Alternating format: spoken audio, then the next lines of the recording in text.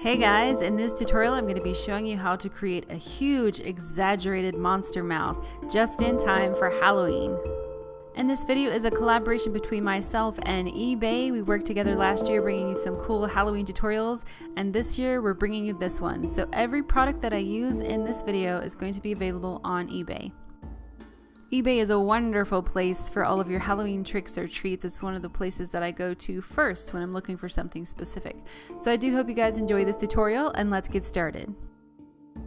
I was inspired to do this makeup by a photo I saw on Pinterest. I will link it below, but basically it's just a huge mouth with all these teeth. And you want to start this tutorial by making your teeth. This process took me roughly about an hour, and I started by sketching out the smile and then placing that paper into a plastic sleeve. I sculpted the teeth out of creative paper clay, which is a very lightweight modeling material, and I like to use this with a little bit of water as well as my sculpting tools. For each tooth, I pinched a bit of the paper clay and molded it into a fang-like shape. And once I was happy with that shape, I placed it onto the smile chart, or the smile map, I suppose you could say. And to give the tooth a little bit more of a three-dimensional shape, I placed a straw underneath the tooth. And you just want to keep repeating that process as you build your smile. At some point your teeth are going to look kind of bumpy. You can fix that. Fret not. All you have to do is use your sculpting tools as well as a paintbrush and water. Water smooths out this clay really well, so it makes it look very smooth and teeth-like or tooth-like. For the bottom teeth, I wanted them to project a little more, so I sculpted them on top of the lid of a container. This is just going to make them project a little bit more out from the chest. These teeth took roughly about a day to dry, 24 hours or so, and once they were dry, I went in with a nail file and began sanding away any edges. You could also use sandpaper. Then I sealed these off with a gloss medium. It acts kind of as a varnish and as a sealant for the teeth. Plus it makes the teeth look shiny. Now the dishes are done and it's time to apply the teeth. So you want to start with clean skin, and I like to use witch hazel to remove any of my skin's excess oils. It can always interfere with glue adhesion.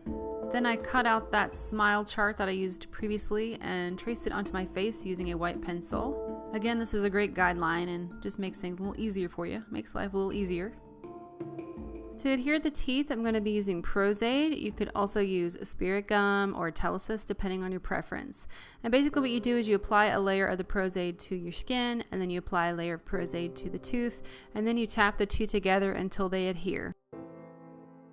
At some point you should totally look like a walrus, and that's okay, but you want to keep doing this until you've applied all of the teeth to the top of the smile. This is important, kids. Remember to hydrate. Hydration is key. Now I'm going to fill in this huge gaping mouth hole using the red and the dark red from the Ben Nye Bruise Wheel. It's a cream product, so you want to use a synthetic brush to kind of manipulate it and spread it out into the skin. And don't forget the chin area. Make sure you lift up your teeth and apply that red underneath so it shows through the teeth. Second verse, same as the first. You want to apply the bottom teeth in the same way that you applied the top teeth. The next step for this mouth is to create a little bit of depth, so I'm going to take that darker red that's in the bruise wheel and apply it to the edges of the mouth and also underneath the teeth. Darker colors make areas recede, and that's why we're using the dark red for this. Now it's time to use the Skin Illustrator Onset FX palette, and this is great if you're trying to change the translucency of colors. If you're trying to control a certain color, if you're trying to make it translucent, this is the palette that you want to use. It's an alcohol activated palette, and you just apply washes of the colors. Here I applied red all over the teeth, and then I concentrated more of the red towards the root of the teeth. But as you can see, it goes on almost like a watercolor, and you can make it as translucent as you want, or you can really build up the color intensity as well. As above, so below, you do want to make sure you get those bottom teeth as well. At this point, the real fun begins. We're going to start creating those wax lips that encase the mouth. So what you want to do is put down a layer of Prozaid first, grab your nose and scar wax, this is from Ben Nye, and put a little lotion on your hands. Grab a little of the wax, roll it into a wax snake, and apply it to the top of the mouth to create the lip. Some of the best tools you can use for this are your fingers as well as metal spatulas to blend this wax down off into your own skin. This is probably the most tedious process of this makeup, kind of sculpting this lip out of wax. So take your time, be very patient, be understanding to the wax, talk to it if you need to, manipulate it into doing what you want it to do. And definitely remember to keep adding that layer of Pros-Aid under the wax. Anywhere you apply the wax, you're going to want that Pros-Aid because it's going to give an extra stickiness and it's going to ensure that the wax stays on the skin. Something else that I do want to mention is to not take the wax up the entire sides of the mouth. You want to stop about midway to maybe a third way up the mouth. Because the neck is very mobile, the wax will not stick and it will just peel off. If you're using something else, perhaps like a liquid latex and cotton, you could build this up a little easier. But wax will just melt right off, so don't even bother putting it all the way up the sides of the mouth. Since this is a very bloody, gory mouth, I'm going to break up that skin tone using the red from the FX palette and just stippling that around the exterior and the perimeter of the mouth.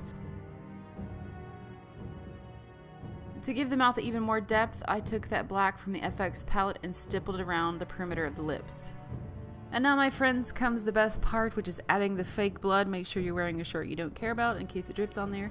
But yeah, I just added fake blood to kind of the roots of the teeth and underneath the teeth. Anywhere where there's red, I added fake blood. And I also added some dribblings, is that a word? Coming out from the bottom jaw as well.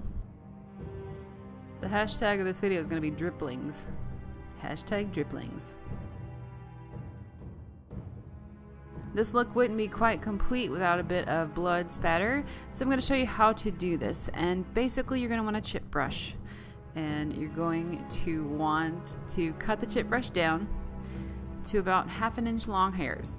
You want to cut it in an angle. After you've done that, you want to take some of your Skin Illustrator, like, you know, the blood color in the Skin Illustrator palette, put a lot of alcohol in there and let it dilute it. Then you want to stick your brush down into that diluted paint and take a popsicle stick and your brush, and you're going to run the popsicle stick through the brush and let the paint spatter onto the face. This is really hard to explain, so hopefully you can see what I'm doing visually. So that's going to wrap up this scary monster mouth makeup tutorial for Halloween. I hope you guys enjoyed it as much as I enjoyed making it for you. And as I previously mentioned, you can find all of the products that I used in this video on eBay, which is a great place for all of your Halloween costume necessities.